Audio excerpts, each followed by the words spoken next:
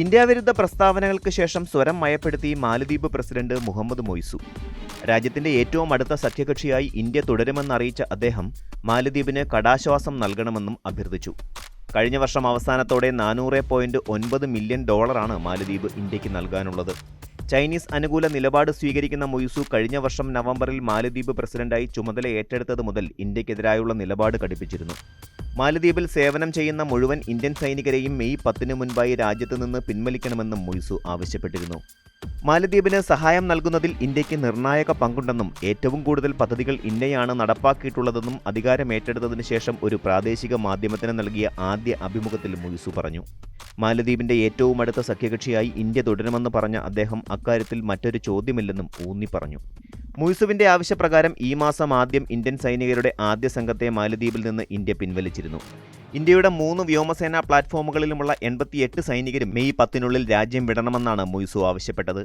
കഴിഞ്ഞ ഏതാനും വർഷങ്ങളായി മാലദ്വീപിലെ ജനങ്ങൾക്ക് മാനുഷിക, മെഡിക്കൽ സേവനങ്ങൾ ഇന്ത്യൻ സൈന്യം നൽകി വരുന്നുണ്ട്.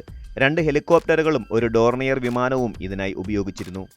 ലക്ഷദ്വീപിലെ മിനിക്കോയ് ദ്വീപിൽ നിന്ന് കഷ്ടിച്ച് 70 നോട്ടിക്കൽ മൈൽ മാത്രം അകലെയുള്ള മാലദ്വീപ് ഇന്ത്യൻ മഹാസമുദ്ര മേഖലയിലൂടെ കടന്നുപോകുന്ന വാണിജ്യ കടൽപാതകളുടെ കേന്ദ്രമാണ്.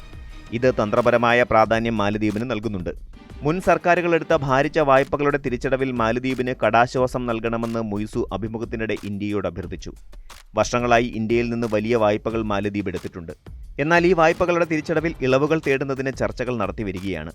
നിലവിൽ നടന്നുകൊണ്ടിരിക്കുന്ന പദ്ധതികൾ നിർത്തിവെക്കുന്നതിന് പകരം അവ വേഗത്തിൽ മുന്നോട്ട് കൊണ്ടുപോകേണ്ടതുണ്ടെന്നും മൊയ്സു പറഞ്ഞു. ഏപ്രിൽ മധ്യത്തോടെ മാലദ്വീപിൽ പാർലമെന്റ് തെരഞ്ഞെടുപ്പ് നടക്കും. ഇതിന് മുന്നോടിയായാണ് മൊയ്സുവിന്റെ അനുരഞ്ജന സമീപനം.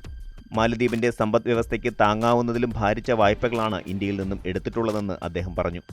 ഈ വായ്പകൾ തിരിച്ചടയ്ക്കുന്നതിൽ ഇന്ത്യ ഇളവ് നൽകുമെന്ന് പ്രതീക്ഷിക്കുന്നതായും മൊയ്സു കൂട്ടിച്ചേർത്തു. ഇന്ത്യൻ സർക്കാർ നൽകിയ സംഭാവനകൾക്ക് അദ്ദേഹം നന്ദി അറിയിക്കുകയും ചെയ്തു. ഇന്ത്യ അനുകൂല നേതാവായ ഇബ്രാഹിം മുഹമ്മദിന്റെ ഭരണകാലത്ത് export and import bank of ഇന്ത്യയിൽ നിന്ന് $1.4 മില്യൺ മാലദ്വീപ് വായ്പയെടുത്തിരുന്നു. ഇതുകൂടി കൂട്ടി കഴിഞ്ഞ വർഷം അവസാനത്തോടെ മാലദ്വീപ് ഇന്ത്യക്ക് നൽകാനുള്ള തുക $6.2 മില്യൺ MVR ആണെന്നും അദ്ദേഹം പറഞ്ഞു. നടന്നുകൊണ്ടിരിക്കുന്ന പദ്ധതികളൊന്നും നിർത്തിവെക്കാൻ ഉദ്ദേശിക്കുന്നില്ലെന്ന് പ്രധാനമന്ത്രി നരേന്ദ്രമോദിയുമായുള്ള കൂടിക്കാഴ്ചയ്ക്കിടെ അറിയിച്ചിരുന്നതായും മൊയ്സു കൂട്ടിച്ചേർത്തു. എന്നാൽ ആ പദ്ധതികൾ ശക്തിപ്പെടുത്താനും വേഗത്തിലാക്കാനുമുള്ള എന്റെ ആഗ്രഹം ഞാൻ പ്രകടിപ്പിച്ചു.